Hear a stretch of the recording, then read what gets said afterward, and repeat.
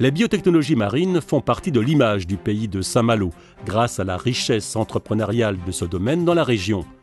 La biotechnologie marine recèle un vivier d'entreprises innovantes, en commençant par la production aquacole. Weed Aquaculture, c'est une entreprise de production aquacole. Nous travaillons essentiellement sur les cycles de reproduction des algues marines. Donc on a une partie recherche, développement et aussi une partie production. Notre spécialisation vraiment centrale, c'est la reproduction des algues. Donc on travaille d'abord à terre, on fait les développements in vitro, on voit si l'espèce accepte les premières étapes d'une mise en culture à terre, en labo.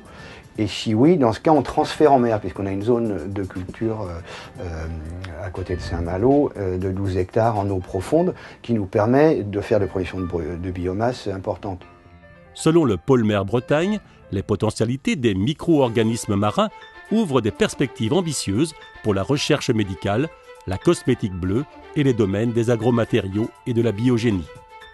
L'entreprise Goemar, depuis toujours, a une phase de recherche sur les algues, puisque c'est son origine. Donc on essaie de trouver donc, des principes actifs issus des algues, à la fois pour comprendre les effets des extraits d'algues et également pour créer des nouveaux produits à l'aide de ces principes actifs. Ces extraits d'algues ont des effets sur les plantes, donc il y a deux effets qui sont notoires. Le premier, c'est la stimulation de la nutrition des plantes. Ça veut dire que ça se concrétise par une augmentation de rendement du blé, du colza. L'autre face de nos recherches, c'est la création d'un nouveau produit qu'on appelle un stimulant des défenses naturelles des plantes. Ce produit permet d'augmenter la protection de la plante via des réactions de défense qui sont induites au niveau de la plante.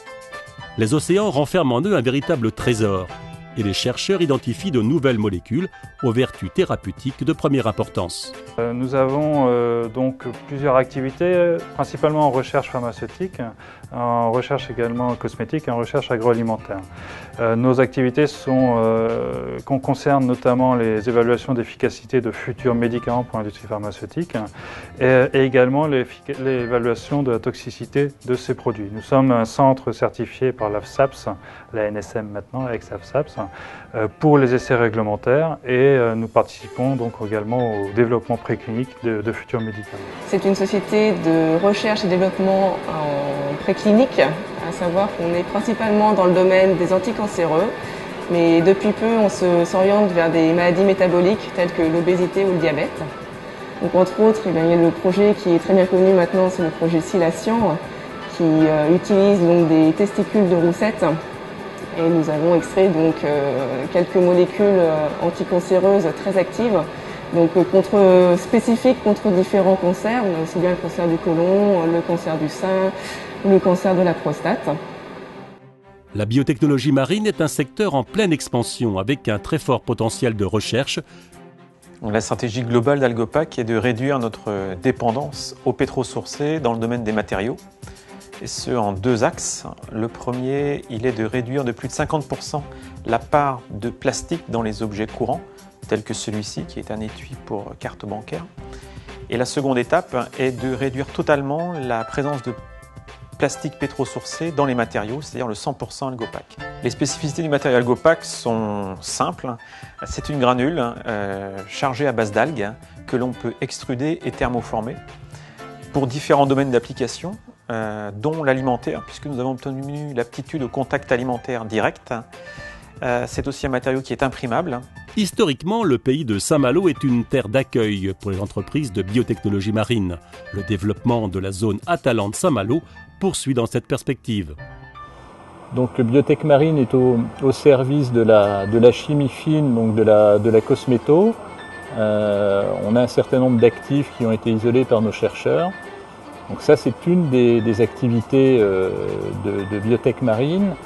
L'autre activité étant les molécules à destination de l'agrofourniture. La recherche, notamment sur les biotechnologies, on n'est pas que sur les biotechnologies, mais notamment sur les biotechnologies, a énormément d'avenir dans le groupe.